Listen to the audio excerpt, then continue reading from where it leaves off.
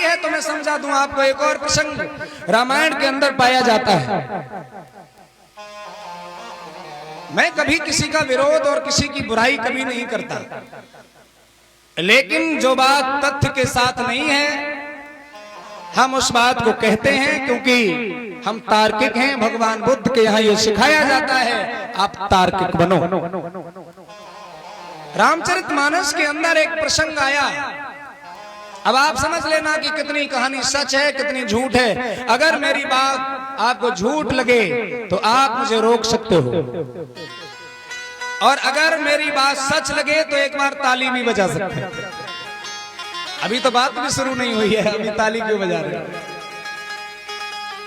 आइए समझदारी और पढ़े लिखे लोग ज्यादा ध्यान दें, और ऐसा नहीं है कि बिना पढ़े लोग ध्यान ना दें। इस बात को दिमाग से और दिल से सोचना और समझना, लेकिन धर्म की दृष्टि से मत सोचना। जो धर्म की दृष्टि से सोचेगा वो समझ नहीं पाएगा। प्रसंग उस समय का है जब हनुमान जी सीता की खोज करने के लिए गए तो रावण ने हनुमान की पूंछ में कपड़ा लपेट दिया।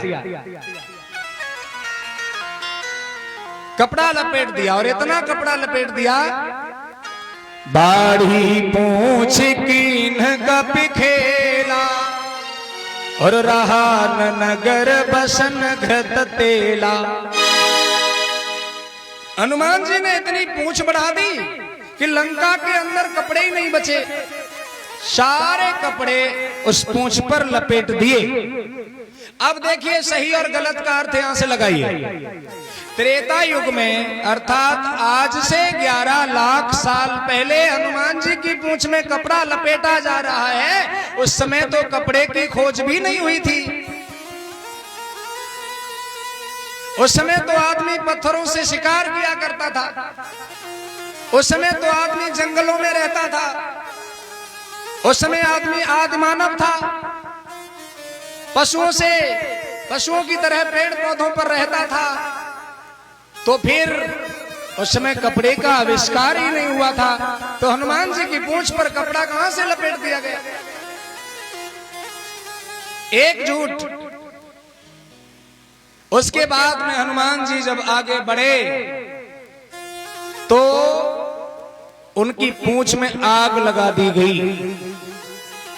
अब पूंछ में आग लगाई तो उस समय आग की भी खोज नहीं हुई थी, क्योंकि आदि मानव ने पत्थर से पत्थर घिसकर आग की खोज की।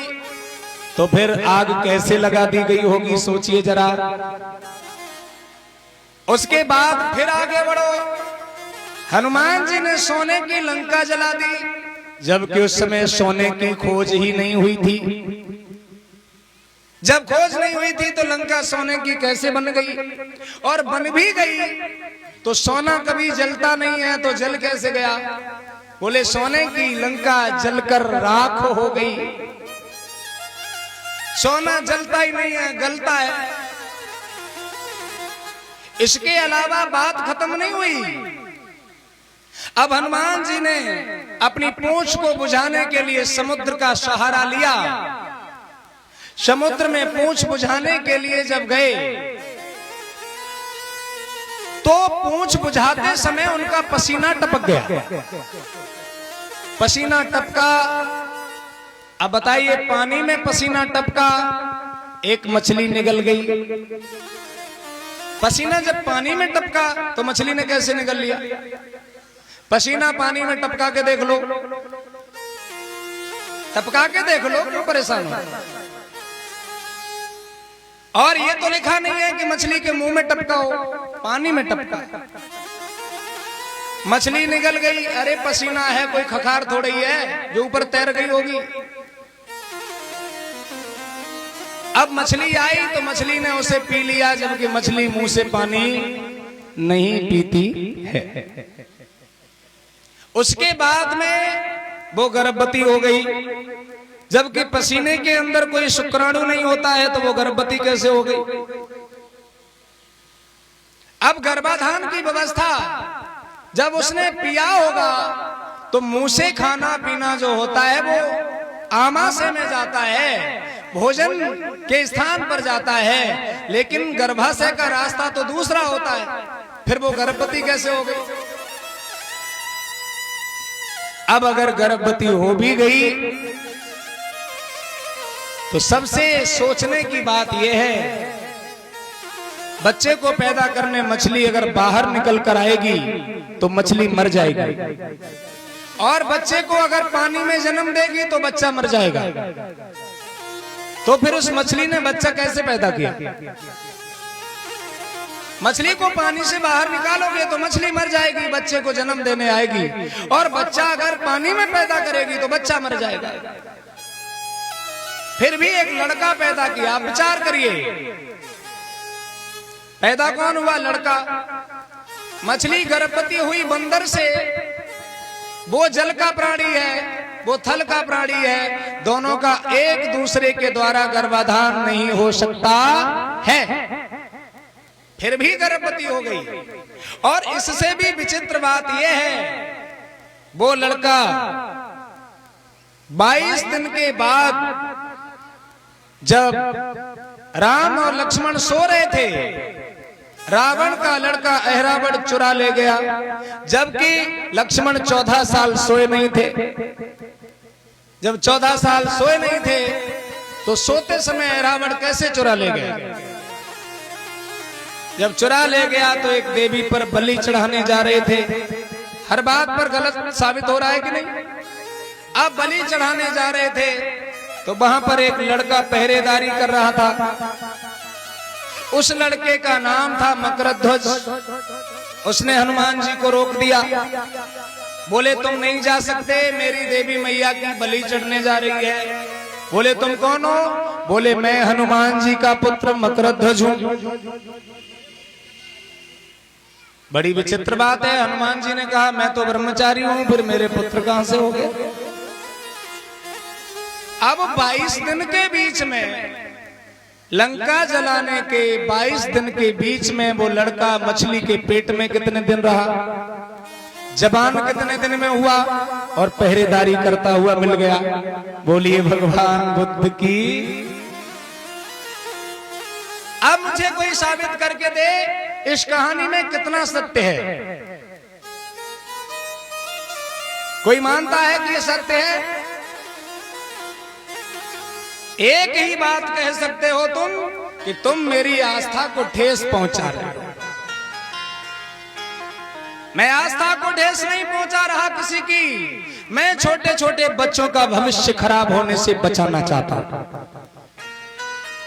ऐसी झूठी कहानियों से हमारे बच्चे वैज्ञानिक बनना चाहते हैं, हमारे बच्चे डॉक्टर बनना चाहते हैं, मास्टर बनना चाहते हैं। ऐसी झूठी कहानियों से उनके मस्तिष्क पर क्या प्रभाव पड़ेगा?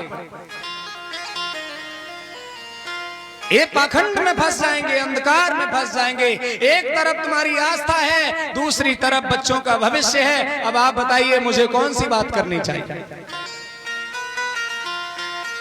इसलिए जिस कहानी में सत्यता नहीं हो उसको कभी मानकर मत बैठ जाओ। ऐसे आस्तिक होकर के हजारों साल गुलामी करते हुए हो गई, क्या मिला आपको? आस्तिक बने रहे, आस्था बनाते रहे, लेकिन कुछ प्राप्त नहीं हुआ। इसलिए अगर नास्तिकता भी सत्य के लिए माननी पड़ जाए तो सत्य के लिए नास्तिक होना भी कोई बुरी बात नहीं है। प्रेम से बोलिए भगवान बुद्ध की, बोधसत्व बाबा साहेब की।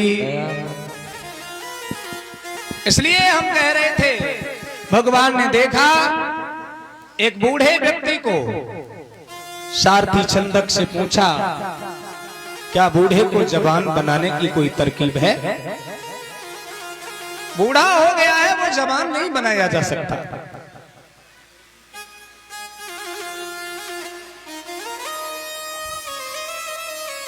तो फिर आगे बढ़ो।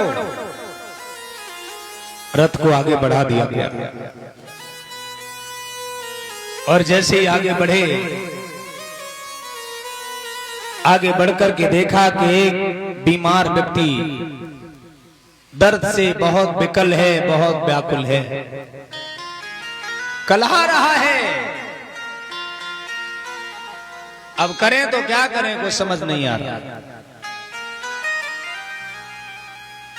दर्द से व्याकुल है। भगवान ने पूछा इनको क्या हुआ?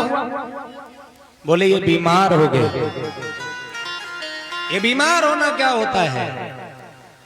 शरीर में आवश्यक तत्वों की कमी जब हो जाती है तो व्यक्ति बीमार हो जाता है। कुछ बीमारियां असाध्य हो जाती हैं जब इनका इलाज प्राप्त नहीं होता।